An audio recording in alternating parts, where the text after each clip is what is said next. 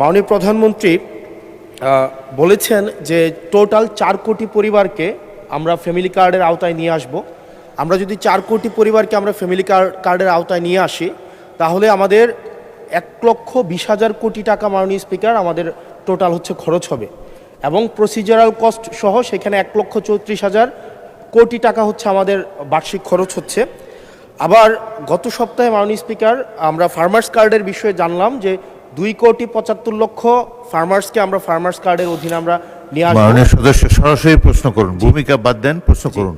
তো সেখানে 6,875 কোটি টাকা, যেখানে প্রসিজারাল কস্ট সহ 7,000 কোটি টাকা মাননীয় স্পিকার খরচ হচ্ছে।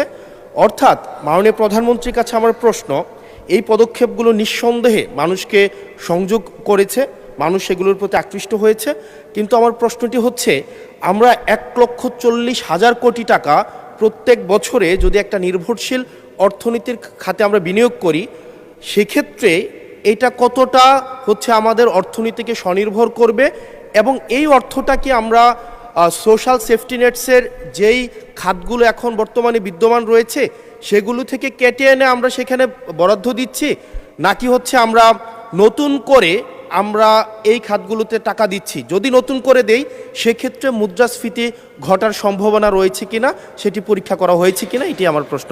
ধন্যবাদ মাননীয় স্পিকার। মাননীয়